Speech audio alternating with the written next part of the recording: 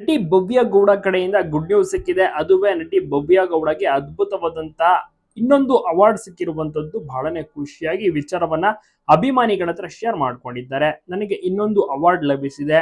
ನಾನು ಕಷ್ಟ ಪಡ್ತಿರೋದಕ್ಕೆ ನನಗೆ ಸಿಕ್ಕಂತ ಒಂದು ಪ್ರತಿಫಲ. ನಿಮ್ಮೆಲ್ಲರ ಸಪೋರ್ಟ್ ಇದೇ ರೀತಿ ನನಗೆ ಸಿಗಲಿ ಇರಲಿ ಎನ್ನುವಂತ ಒಂದು ಮಾತನ್ನ ತಿಳಿಸಿದ್ದಾರೆ. ಜೊತೆಗೆ ನಿನ್ನೆ ತಾನೇ ಅದ್ಭುತವಾದಂತ ಸಿನಿಮಾದ ಏನು ಫೋಟೋ ಶೂಟ್ ಅನ್ನು ಕೂಡ ಮಾಡಿಸಿದ್ದಾರೆ. ದೇವಿ ಎಂಬ ಒಂದು ಸಿನಿಮಾದಲ್ಲಿ ಇದೀಗ ಭವ್ಯ ಅವರು ನಡೆಸ್ತಾ ಇದ್ದಾರೆ. ಗೀತಾ ಧಾರಾವಾಹಿ ಮೂಲಕ ಫೇಮಸ್ ಆದ್ರು, ಮನೆ ಮಾತಾದ್ರು, ನಂತರ ಬಿಗ್ ಬಾಸ್ ಅವಕಾಶ ಗಿಟ್ಟಿಸ್ಕೊಂಡ್ರು, ನಂತರದಲ್ಲಿ ಕನ್ನಡ ಧಾರಾವಾಹಿ ನಡೆಸೋಕೆ ಶುರು ಮಾಡಿದ್ರು. ಈಗ ಸಿನಿಮಾದತ್ತ ಕೂಡ ಮುಖ ಮಾಡಿದ್ದಾರೆ.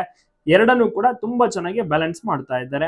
ಸಿನಿಮಾದಲ್ಲಿ ದೇವಿ ಒಂದು ಅದ್ಭುತವಾದಂತಹ ಸಿನಿಮಾ, ಅದರಲ್ಲಿ ಹೀರೋಯಿನ್ ಆಗಿ ಕಾಣಿಸ್ಕೊತಾ ಇದ್ದಾರೆ. ಮೊದಲ ಸಿನಿಮಾ ಇದಾಗಿರುತ್ತೆ.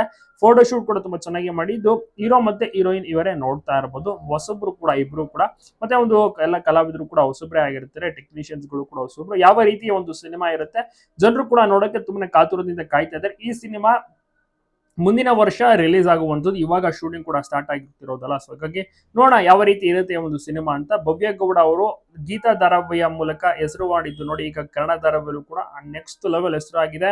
ನೆಕ್ಸ್ಟ್ ಲೆವೆಲ್ ಮಿಂಚ್ತಾ ಇದ್ದಾರೆ. ಇದೇ ರೀತಿ ಧಾರಾವಾಹಿ ಒಳ್ಳೆ TRP ಅನ್ನ ಪಡೆದುಕೊಂಡು ಮುಂದೆ ಸಾಗುತ್ತಿದೆ. ನೋಡೋಣ ಇನ್ನ ಎಷ್ಟು ತಿಂಗಳ ಕಾಲ ಈ ಒಂದು ಕನ್ನಡ ಧಾರಾವಾಹಿ ಬರುತ್ತೆ. ನೀವು ನೋಡ್ತಿದ್ದೀರಾ?